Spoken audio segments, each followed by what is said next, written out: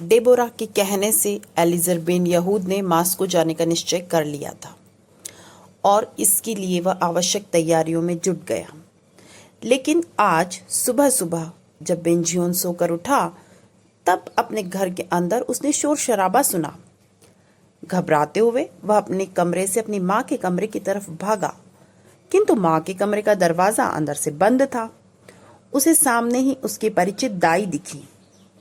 माँ माँ, ऐसा जोर जोर से चिल्लाते हुए वह दरवाजे को पीटने लगा।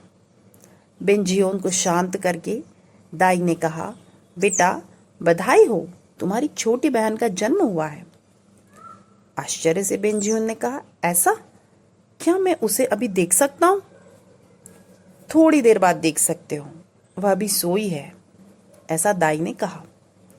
किंतु बेंजियोन को तो यह विश्वास ही नहीं हो रहा था।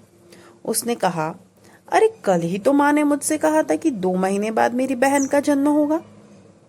दाई ने कहा, ठीक कह रहे हो बेटा, हमने भी वैसा ही सोचा था, किंतु तुम्हारी बहन तुम्हारी प्रतीक्षा को सहन ही नहीं कर पाई, इसलिए 2 महीने पहले ही आज सुबह इस संसार में आ गई।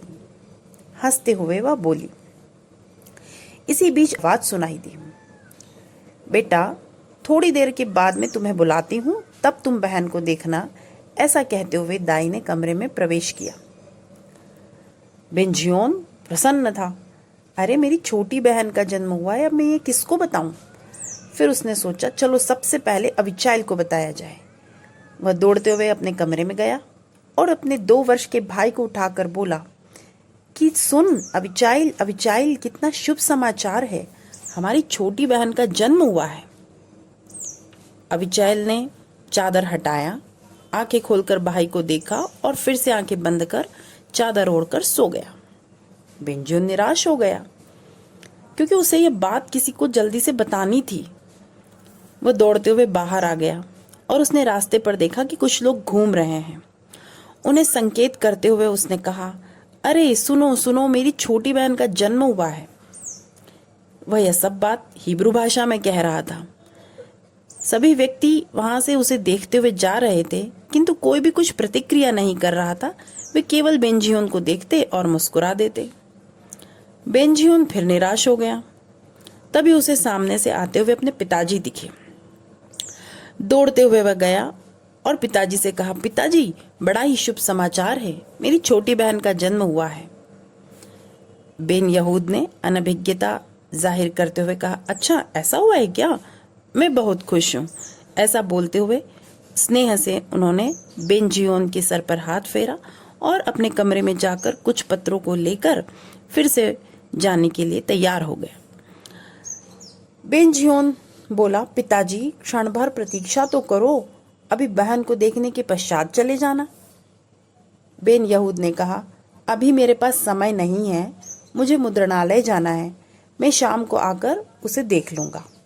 लेकिन बेटा आप सावधान रहना कि कोई भी तुम्हारी बहन के सामने हिब्रू भाषा के अतिरिक्त कोई अन्य भाषा न बोले, यह तुम्हारा ही उत्तरदायित्व होगा। ऐसा बोलकर शीघ्रता से वहां से दौड़ता हुआ सा बेन यहूद निकल गया। बेंजियोन निराशा से सोचने लगा, अफसोस, पिताजी को तो हम सबसे ज्यादा हिब्रू भाषा ही प्रिय है, हमेशा उसी के बारे में बात करते रहते हैं। निराशा से वह माता के कमरे के बाहर जाकर खड़ा हो गया। तब दाई ने कहा, अंदर आ जाओ बेटा, बहन को देख लो। उसने अंदर प्रवेश किया। वहां सोई हुई दुर्बल शरीर वाली माता को देखा। उसके पास रंगीन कपड़े में अभी अभी जन्म लिया हुआ शिशु सोया हुआ था। डेबोरा ने कहा, देख बेटा, यह तेरी नई छोटी बहन है। आश्चर्य से बेंजियोन ने शिशु को देखते हुए बोला, कितनी सुंदर है माँ, इसके अंग कैसे छोटे छोटे हैं, इसका क्या नाम होगा, ये कब बोलेगी? डेबोरा ने मुस्कुराते हुए कहा, उसमें अभी समय है, इसका नाम येमीमा होगा। तुम क्या सोचते हो? बेंजियोन ने कहा, येमीमा, अच्छा नाम है। अब वो छोटी बहन को आंखों से इस तरह से देख रहा था मानो कोई रस का पान कर रहा हो। दाई ने शिशु को हाथों में उठाया और धीरे धीरे झुलाती हुई अरबी भाषा की लोरी वह गाने लगी। शीघ्रता से बेंजियोन खड़ा हो गया और बोला, सुनिए, मेरी छोटी बहन केवल हिब्रू भाषा ही सुनेगी, अन्य भाषा नहीं। इसलिए आप यह गीत बंद करें। यदि आपको हिब्रू भाषा में गीत आता है तो सुनाएं, अन्यथा मौन रहें। दाई बोली, देख रही हो डेबोरा, हमें देखने के लिए दूसरा आरक्षक भी आ गया। एलिजर बेन यहूद तो था ही, और देखो उसने अपना एक और अंगरक्षक भी तैयार कर लिया। बेंजियोन के जन्म के समय भी उसी ने डेबोरा की सेवा की थी। वही सब सोचते हुए दाई डेबोरा से बोली, डेबोरा, याद है तब मैं बिल्कुल भी हिब्रू भाषा नहीं जानती थी, तो कैसे मौन रहकर मैंने सारे कार्य संपादित किए थे। अब तो मैं कुछ हिब्रू शब्द जानती हूँ, किंतु उस समय तो मेरी स्थिति बहुत ही खराब थी। तुम्हें ध्यान है या नहीं? उस समय का स्मरण करते हुए दोनों मुस्कुरा दी। अभाव और कष्टों के बीच भी ये जो कुछ सुखद क्षण उन्हें प्राप्त हुए थे, ये उनके जीवन में अमूल्य थे। द डीर पत्रिका की लोकप्रियता दिनों दिन बढ़ती जा रही थी। ग्राहकों की संख्या में भी वृद्धि दिखाई दे रही थी। लेकिन तभी दूसरा संकट उपस्थित हो गया। केवल धार्मिक विषयों में प्रयोग की जाने वाली हिब्रू भाषा द डीर पत्रिका में नित्य व्यवहारों का वर्णन करने के लिए उपयोग की जा रही है। इससे कई यहूदी धर्मगुरु असंतुष्ट हो गए। इसलिए उन्होंने उस पत्रिका के विषय में दुष्प्रचार करना आरंभ कर दिया। उन्होंने अपने यहूदी शिष्यों को आदेश दिया कि इस पत्रिका को मत खरीदो, इसको पढ़ना पाप है। धर्मभीरू सामान्य लोगों ने इन सब बातों को मानकर पत्रिका खरीदना बंद कर दिया। ग्राहकों के अभाव में पत्रिका का संचालन कठिन होने लगा। बेन यहूद की आर्थिक स्थिति अब दुर्गति की उच्च सीमा तक पहुंच गई थी। पति, पत्नी और तीनों बच्चे दिन में एक बार भी भरपेट भोजन नहीं कर पाते थे। अभी अभी बच्चे को जन्म देने के बाद अपने आराम के समय को कुछ ही दिनों में समाप्त कर डेबोरा भी घर के कार्यों में व्यस्त हो गई थी। उसने अपने पड़ोस की महिलाओं से कपड़ों के ऊपर धागों से कशीदाकारी की कला सीख ली थी। इसीलिए जब भी उसे समय मिलता, उसी काम को करके थोड़ा बहुत धन कमाने के लिए वह प्रयत्न करती थी, किंतु उससे भी कुछ अधिक कार्य सिद्ध नहीं हो पा रहा था। सहायता की प्रार्थना के लिए बेन यहूद का रूस जाना यद्यपि निश्चित था, फिर भी समय से पहले पत्नी का प्रसव होने के कारण उसने वहां जाना टाल दिया था, और अब तो वहां जाने के लिए जो कुछ धन उसने इकट्ठा किया था वह भी खर्च हो चुका था। लेकिन कोई और मार्ग न देखते हुए डेबोरा ने फिर से पति से कहा, प्रिय, किसी से कुछ ऋण लेकर रूस चले जाओ। बच्चे प्रतिदिन दुर्बल होते जा रहे हैं। उनके रोने से पूरा दिन घर गुंजायमान रहता है, यह आप जानते ही हैं, और आपकी खांसी भी दिनों दिन बढ़ती ही जा रही है। चिंता में मग्न बेन यहूद से डेबोरा ने फिर कहा, और मैं एक और बात कहना चाहती हूँ कि यहाँ समीप ही एक बालिका विद्यालय है। वहाँ फ्रेंच भाषा की शिक्षिका की आवश्यकता है, और मैंने वहाँ पर बात की तो वे लोग मुझे शिक्षिका के रूप में नियुक्त भी करना चाहते हैं। यदि आपकी अनुमति हो तो कल से मैं वहाँ चले जाऊँ, जिससे हमारी आर्थिक स्थिति कुछ ठीक हो जाएगी। बेन यहूद ने कहा, लेकिन बच्चों की क्या व्यवस्था होगी? जब तुम विद्यालय जाओगी तब ये कहाँ और कैसे रहेंगे? डेबोरा बोली, अविचाइल और येमिमा को तो मैं अपने साथ विद्यालय ले जाऊंगी, और बेंजियोन को भी तो हमें पढ़ने के लिए अब विद्यालय भेजना चाहिए। कभी नहीं, बेन यहूद ने दृढ़ स्वर में कहा, और वह अपने स्थान से खड़ा हो गया और लगभग क्रोध की मुद्रा में वह बोला, अपने पुत्र को बाहर के प्रभाव से दूषित होने के लिए मैं कोई अवसर नहीं दूंगा। यदि वह विद्यालय जाएगा तो पूरे दिन फ्रेंच भाषा सुनेगा। इतने वर्षों का मेरा परिश्रम धूल में मिल जाएगा। मेरे बच्चे कभी घर से बाहर नहीं जाएंगे और न कभी अन्य भाषा के प्रभाव से दूषित होंगे। पति के स्वभाव को डेबोरा अच्छी तरह से जानती थी, इसलिए उस समय वह चुप हो गई। किंतु कुछ समय के बाद खुद की और बच्चों की खराब अवस्था का उसने फिर से वर्णन किया। सब सुनकर अंत में बेन यहूद बोला, ठीक है, जैसा तुम सोचती हो वैसा करो। विद्यालय जाओ, बच्चों को भी ले जाओ, किंतु मुझे वचन दो कि बच्चों को दूसरे बच्चों से दूर रखोगी और अन्य भाषा बोलने वाले किसी भी बच्चे को इन बच्चों से मिलने का अवसर नहीं दोगी। ऐसे वचन का परिणाम डेबोरा जानती थी, फिर भी उसने मौन रहकर यह स्वीकार कर लिया।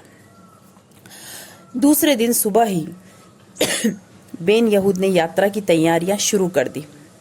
डेबोरा तीनों बच्चों को लेकर बालिकाओं के विद्यालय गई। विद्यालय के बाहरी भाग में एक कमरा था। वह कमरा विद्यालय द्वारा भंडार के रूप में प्रयोग किया जाता था। वहां टूटी कुर्सियां, मेजें और अन्य प्रकार के अनुपयोगी सामान इकट्ठे करके रखे हुए थे। सूर्य का प्रकाश भी कम ही था। धूल से भरे हुए उस कमरे के एक कोने में अपनी शॉल को चादर की तरह फैलाकर उसके ऊपर 2 महीने की पुत्री येमीमा को डेबोरा ने सुलाया और अपने दोनों पुत्रों से बोली, बेटा, अपनी बहन का ध्यान रखना, मैं शीघ्र ही लौट कर आती हूँ। उसके बाद कमरे से बाहर से ताला बंद करके कक्षा में जाकर उसने बच्चों को पढ़ाया। कालांश के बीच जब थोड़ा समय मिला तब वह दौड़ती हुई बच्चों के पास आई। येमीमा को उसने दूध पिलाया और दोनों को खाने के लिए बिस्किट दिया। इस कारागार में बालकों ने क्षण क्षण गिनते हुए किसी तरह समय बिताया। यह क्रम सप्ताह भर प्रतिदिन 6 घंटों तक चलता रहा। इतने लंबे समय के लिए उस धूल और अंधकार से भरे गंदे कमरे में वे तीनों बच्चे बैठे रहते।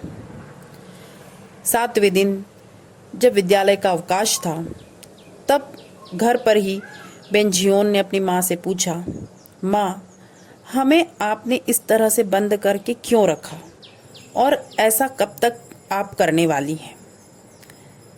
डेबोरा हंसते हुए बोली, हिब्रू भाषा बोलने वाले मेरे बच्चों का कोई अपहरण न कर ले, इसलिए मैं ऐसा करती हूँ बेटा। बेंजियोन बोला, इसका मतलब अन्य भाषा बोलने वाले हिब्रू भाषा बोलने वाले बच्चों का अपहरण कर लेते हैं? डेबोरा ने कहा, नहीं नहीं, वैसा नहीं है।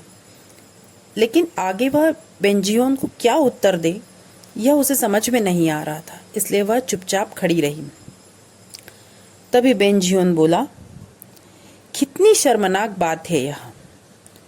इससे तो अच्छा हो कि कोई मेरा अपहरण ही कर ले, क्योंकि तब मैं कम से कम बाहर तो जा सकता हूँ, मित्र तो बना सकता हूँ।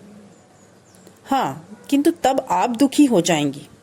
फिर 5-6 वर्षों के बाद कभी आकर चिंता में डूबी हुई आपके कान के पास मुंह रखकर मैं धीरे से कहूँगा, माँ, मैं आ गया। और जब ऐसा आप सुनेंगी तो कितनी रोमांचित हो जाएंगी। इसलिए माँ, मैं मन ही मन सच ही यह सोच रहा हूँ और मैं चाह रहा हूँ कि कोई मेरा अपहरण कर ले। हे भगवान, कोई मेरा अपहरण कर ले, आज ही मेरा अपहरण कर ले, हे भगवान। इस तरह बेंजियोन मानो जप करने लगा। आंखों से बहती हुई आंसुओं की धारा को सहन करने में असमर्थ डेबोरा ने जल्दी से येमीमा को उठाया और वहां से चल दी। लेकिन दिन भर वह खिन्न रही। रात में स्नेह से पति से चर्चा करते हुए उसने कहा, प्रिय, आपने कभी अंदाजा लगाया है कि आपका यह दुराग्रह भविष्य में किस प्रकार का दुष्परिणाम देगा? मुझे लगता है कि बेंजियोन भविष्य में यह सोचेगा कि जेल के बंधन में इन दोनों ने हमारा बचपन बर्बाद कर दिया और ऐसा सोचकर वह निश्चित रूप से हमसे द्वेष करेगा। इसलिए ऐसा दुराग्रह मत करो, उसे विद्यालय जाने दो। मैं शपथ लेती हूँ कि हमेशा मैं बच्चों के साथ हिब्रू भाषा में ही बोलूँगी, अतः उनका हिब्रू भाषा का संस्कार किसी भी तरह शिथिल नहीं होगा। बेन यहूद के मुंह से कोई शब्द नहीं निकला। वह ऐसे शांत रहा जैसे पत्नी के वाक्य उसने सुने ही नहीं, किंतु वह गहरे चिंतन की मुद्रा में था। दूसरे दिन वह रूस जाने के लिए तैयार था। वह नाव में चढ़ चुका था और नौका पत्तन पर उसे विदा करने के लिए डेबोरा खड़ी हुई थी। डेबोरा की आंखों में प्रश्न थे और हृदय में एक विश्वास था कि बेन यहूद उसकी बात को अवश्य मानेगा। डेबोरा सतत उसे देख रही थी। बेन यहूद ने उसकी आंखों में देखते हुए कहा, डेबोरा, ठीक है, जो तुमने रात को मुझे कहा वह मुझे स्वीकार है। बेन जियोन को विद्यालय भेज दो, लेकिन इस विषय में सावधान रहना। मैं अपना कार्य संपन्न करूंगा, लेकिन तुम अपना वचन और मेरा लक्ष्य दोनों का स्मरण रखना। ऐसा बोलकर उसने विदा ली।